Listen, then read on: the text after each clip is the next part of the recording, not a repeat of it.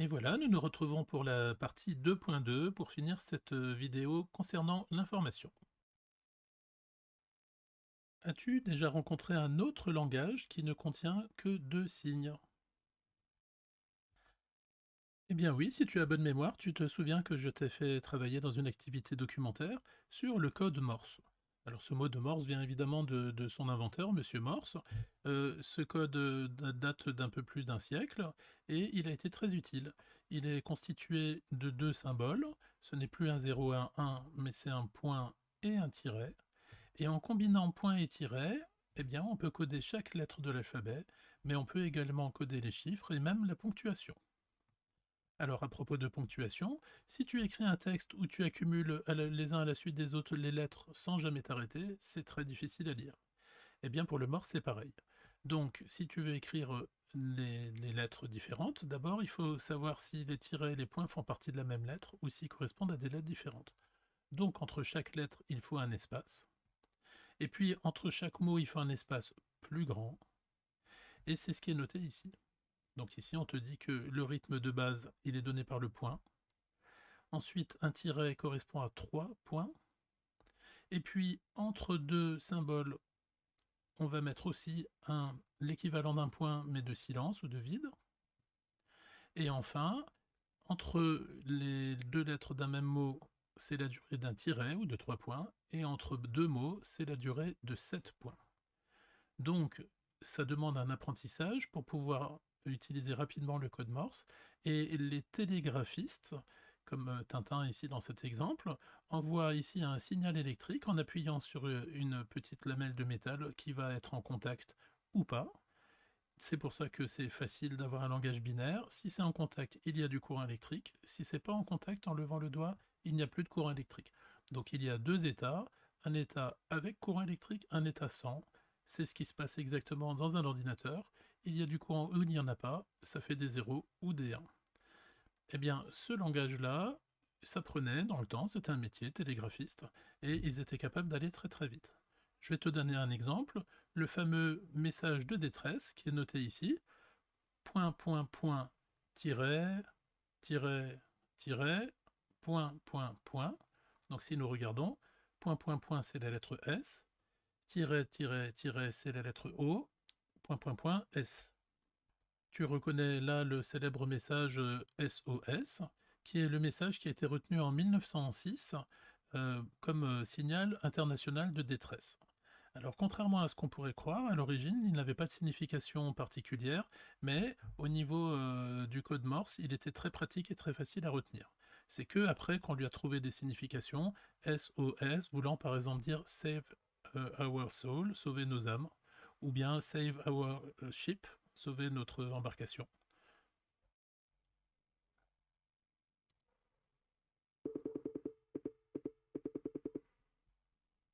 Encore une fois,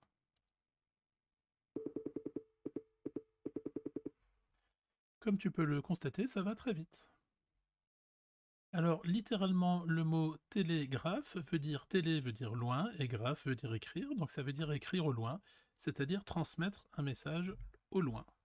Eh bien, ce dispositif de télégraphe avait été inventé déjà depuis bien plus longtemps qu'à l'époque de Morse. Mais on procédait autrement, puisque à l'époque de Morse, à la fin du 19e siècle, on commençait à maîtriser l'électricité. Et donc le télégraphe de Morse utilisait l'électricité. Mais un siècle plus tôt, juste après la Révolution française, une famille, essentiellement deux frères, les frères Chappe, ont proposé un système qui est un système basé sur des signaux visuels. Donc ici, on voit une tour, et en haut de cette tour, il y a un mât, avec ici des parties en bois articulées. L'ensemble s'appelle un sémaphore. Eh bien, de la même manière que nous avions un message gestuel tout à l'heure, le voici pour rappel, eh bien, les frères Chappe ont décidé d'inventer un code où, en articulant ici cette pièce-là et celle-ci, et en faisant pivoter la barre centrale, on peut incliner et puis faire bouger les parties les unes par rapport aux autres. Et tu vois que ça permet de coder chacune des lettres et aussi les chiffres, et même le nombre 10. Alors ce dispositif était situé par exemple en haut d'une colline, Et puis, une colline un peu plus lointaine ou une montagne plus lointaine, il y avait un autre dispositif du même type. Il y avait une personne qui était chargée en permanence de surveiller, et puis il y avait un message de démarrage, d'amorce, qui voulait dire: «Attention, je vais bientôt commencer un message».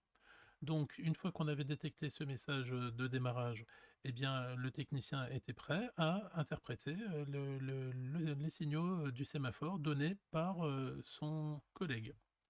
Et grâce à ça, eh bien, on pouvait transmettre des messages. En quelques heures seulement, on pouvait transmettre des messages au travers de toute la France. Et ça, c'était en 1794, donc un tout petit peu après la Révolution française. Alors, si tu veux avoir un exemple célèbre et fameux de l'utilisation de ce télégraphe chape, il faut que tu lises le merveilleux livre Le Comte de Monte Cristo de Alexandre Dumas père, dans lequel, à un moment donné, il y a cet appareil qui est utilisé pour un passage important. Revenons quelques instants sur le code binaire et la révolution que ça a engendré. Puisque comme tu le sais, ce code binaire nous a permis aussi de faire le codage de l'informatique. Bien évidemment, il y a toute la partie physique et technologique hein, qui a été inventée au cours du XXe siècle. Et puis, on peut stocker un nombre considérable d'informations dans un langage binaire. C'est ce qu'on fait, par exemple, sur des supports comme le CD-ROM, le DVD et le Blu-ray. Alors le principe est le même. Tu as ici un code à deux symboles. Donc voici un symbole qui correspond au point, et puis voici un autre symbole qui correspond au tiret. Et puis tu vois finalement que qu'est-ce qui va changer entre le CD, le DVD et le Blu-ray? Ben, c'est exactement le même principe, sauf que c'est la taille de l'ensemble qui va changer. Sur un DVD, c'est plus petit que sur un CD-ROM, et sur un Blu-ray, c'est encore plus petit. Alors ça, c'est pour des raisons technologiques, dans lesquelles je ne rentrerai pas pour le moment. Mais disons que ici, nous avons là et là ce qu'on appelle une diode laser, et elle est de couleur rouge. Et puis pour le Blu-ray, elle est de couleur bleue. Donc plus tard, si tu fais de la physique, tu verras qu'il y a un lien entre la couleur et ce qu'on appelle la fréquence. Donc je ne peux pas rentrer dans les détails, mais en tout cas, ça te permet de stocker plus d'informations parce que tu peux avoir des informations qui sont plus petites. Pour te donner un ordre d'idée, sur un Blu-ray, tu peux stocker 42 fois plus d'informations que sur un CD-ROM. Et tu peux également stocker 5 à 6 fois plus d'informations que sur un DVD. Alors, ça ne veut pas dire que si tu mets un film sur un CD-ROM, tu vas pouvoir mettre 42 films sur un Blu-ray. Mais tu sais très bien que la qualité de l'image est liée à la taille du fichier. Plus la qualité de l'image est élevée, plus le fichier numérique sera grand. Et donc ça veut dire que sur un Blu-ray, on peut avoir une très très grande qualité d'image qui prend beaucoup de place en termes de mémoire et de stockage d'informations. Et malgré tout, eh bien, le Blu-ray est suffisant en taille pour pouvoir stocker ces informations. Donc, on ne va pas chercher à stocker une plus grande quantité d'informations en qualité médiocre. On va chercher à stocker une plus grande qualité d'informations, une quantité d'informations en grande qualité. Ici, je t'ai fabriqué un petit dessin pour comprendre un peu comment ça fonctionne, donc de manière très simple. Tu as ici la diode laser qui va envoyer de la lumière. Quand elle va tomber dans un trou, cette lumière va mettre un certain temps pour faire l'aller-retour, pour se réfléchir dessus. Et puis quand elle va tomber sur une bosse, un endroit où il n'y a pas de trou, eh bien la distance à parcourir est plus petite, et donc l'aller-retour va se faire plus rapidement. Et ensuite, l'appareil va être capable d'interpréter pour savoir si on est au fond d'un trou, ou bien si au contraire on est sur une bosse. Reste à savoir si le trou est large, comme ici, ou pas.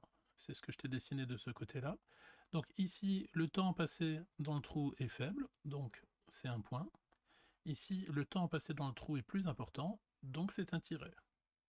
Le disque va tourner, et la diode laser qui est au-dessus va donc voir passer en dessous d'elle une succession de trous ou de bosses. Et pour les trous, soit ça sera des points, soit ça sera des tirets. Et donc, grâce à ça, eh bien, en associant 0 et 1 à chacune des deux situations, eh bien, elle va pouvoir stocker, enfin récupérer l'information qui est stockée sur le Blu-ray ou le DVD ou le CD-ROM et le transformer en une succession de 0 et de 1. Et ensuite, c'est du traitement numérique du code pour transformer ça en une information qui nous parle, c'est-à-dire par exemple une image et du son. Finalement, l'informatique consiste à traiter uniquement des 0 et des 1, mais avec ces deux seuls éléments, on peut avoir beaucoup de possibilités différentes. Donc il va y avoir un très très très grand nombre d'étapes qui vont être constituées. Ces étapes correspondent chacune à une opération élémentaire, et il faut donc un système qui permette de savoir quelle est la succession des opérations élémentaires à mener. Eh bien, c'est ce qu'on appelle un algorithme. Donc un algorithme, c'est une succession d'opérations et d'instructions qui permet de réaliser une tâche. Et c'est ces algorithmes qu'on va utiliser pour construire des programmes informatiques. C'est ce qui est proposé dans cette tâche présentée dans ton livre sur le fonctionnement d'un détecteur de mouvement. Donc au départ, il y a un signal visuel, un mouvement, et puis ce signal visuel va être transmis à un système, donc par le biais d'une caméra, et puis on va placer un algorithme qui va dire comment réagir quand il y a une modification au niveau d'un signal visuel. Par exemple, associé à un signal sonore. Ça s'appelle une alarme. Donc pour ça, tu peux utiliser de la programmation. Donc c'est ce qu'on peut faire ici en utilisant le programme Scratch, qui est un logiciel qui est gratuit et disponible. Alors, je te rends attentif au fait que dans ton livre, tu as certains endroits où il y a des informations qui sont données. Ici, par exemple, tu as la petite souris et on te donne un lien. Alors, si tu n'as pas le livre numérique, comme moi que je suis en train d'utiliser, tu peux néanmoins recopier le début d'adresse et puis ensuite te rendre sur Internet. Je vais te montrer à quoi ça correspond. Donc, tu vas sur un navigateur Internet, celui de ton choix, et puis, dans la barre d'adresse, tu tapes collégien.nathan.fr. Et voici ce que tu vas rencontrer. Voilà, une fois que tu es sur cette page, tu cliques sur Sciences et technologies, comme ceci, puis tu cliques sur ton livre. Tu arriveras sur cette page, donc là, dans le sommaire, tu as les chapitres un par un. Tu peux télécharger un certain nombre d'informations. Par exemple, dans Informations et signal, tu as toutes les fiches guides correspondantes, et puis tu peux les télécharger directement. Et puis tu as aussi le lien 401. C'est bien ce lien qui nous intéresse, qui est indiqué ici. Alors tu peux le trouver soit par ce biais-là, soit en utilisant les catégories. Et si tu es sur les catégories, ben là tu viens sur les liens, et puis c'est pareil, tu trouves le lien qui t'intéresse, donc le lien 401. Voilà, une fois que tu l'as, bah, soit tu l'affiches, soit tu le partages, affichons-le. Et voilà, tu arrives sur la page de l'Association des professeurs de mathématiques de l'enseignement public, qui te propose de la programmation avec Scratch. Donc il t'explique tout ce que tu peux faire, avec des vidéos tutos qui t'expliquent comment installer le logiciel, et ensuite comment l'utiliser, donc avec plein de choses qui sont proposées. Donc libre à toi d'en profiter et de t'amuser avec. Pour finir, revenons sur le livre. Donc ici, tu as un article sur le codage binaire, donc tu retrouves ce que je t'ai expliqué tout à l'heure. Et puis ici, tu as un petit exemple du mimétisme animal. Donc ce mimétisme animal, c'est très simple, le principe. Voici un papillon qui s'appelle Napeogenes sylphis et qui est un papillon toxique. Il est pas comestible. Et donc, un peu comme la dendrobate, il affiche des couleurs bien colorées, de manière à ce que ses éventuels prédateurs disent «Ah, attention, ça se mange pas». Eh bien, tu as une autre espèce qui n'a rien à voir, qui s'appelle Dysmorphia teucarita, qui, au cours de l'évolution, s'est mise à ressembler à ce papillon-là, alors que c'est une espèce qui est différente, et c'est une espèce qui serait comestible pour les oiseaux. Eh bien, la ressemblance avec ce papillon-là, qui lui est toxique, fait que eh ben, ça a été ce qu'on appelle un avantage évolutif. C'est-à-dire que Dysmorphia teucarita a pu se développer plus, avec donc des populations d'individus plus importantes, grâce à sa ressemblance, qui fait que ben, les oiseaux, ses prédateurs naturels, vont avoir tendance à ne pas le manger, parce qu'il ressemble beaucoup à celui-ci. Donc cette technique est assez courante. C'est une technique de camouflage qui est utilisée par bon nombre d'animaux. Là, sur cette feuille, par exemple, est-ce que tu as vu qu'il y a une chenille, en fait? Eh bien oui, la chenille, la voici, hein. Donc tu vois que elle est particulièrement bien camouflée. Voilà, nous avons fait le tour des choses à savoir. Ensuite, il y a des choses intéressantes à lire pour ton plaisir, hein. Je te laisserai faire. Il y a néanmoins un dernier point qui n'est pas dans ton livre, mais que j'aimerais aborder, c'est celui de la chaîne de la transmission. Alors voici l'ensemble. Ça fait un petit peu peur, mais je vais te l'expliquer, tu verras, c'est pas si compliqué que ça. Donc l'idée, c'est de comprendre comment on fait pour communiquer depuis l'envoyeur jusqu'au destinataire. Donc on donne ça souvent sous la forme d'une phrase. Alice veut transmettre une information à Bob. A envoie une information à B. Donc ici, il y a un certain nombre d'étapes à respecter, un peu comme dans un algorithme. Au départ, Alice, l'envoyeur, a une information à transmettre. Donc cette information, la première chose qu'elle va faire, c'est la coder. Donc elle peut le coder sous la forme d'un langage écrit, d'un enregistrement audio, comme je suis en train de faire d'un enregistrement audio et vidéo, ou bien sous toute autre forme. Une fois que le codage de l'information a été effectué, elle va utiliser un émetteur pour pouvoir transporter le message par le biais du signal physique. Alors cet émetteur, ça peut être sa voix, par exemple, si elle est en train de parler à Bob, et puis ça peut être, par exemple, son téléphone, si elle est en train de téléphoner à Bob. Alors, prenons l'exemple du téléphone.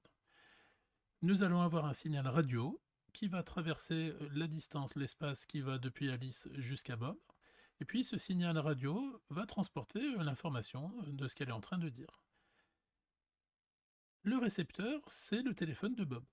Donc Bob va recevoir le téléphone de Bob va recevoir le message. Grâce à l'antenne du téléphone, il va décoder l'information et puis il va retransformer ça en fait en une information qui est audible, c'est-à-dire du son. Et si Bob met son téléphone à l'oreille, ou bien s'il il se met sur le mode haut-parleur évidemment, eh bien à ce moment-là, il recevra le message envoyé par Alice. Donc nous avons l'étape créer le message, puis en 2 coder le message, en 3 l'émission du message par l'émetteur, la transmission par le signal, la réception par le récepteur, le décodage, et enfin le destinataire peut prendre connaissance du message. Tu vois, c'était pas si compliqué. Et voilà, c'est tout pour aujourd'hui. À bientôt!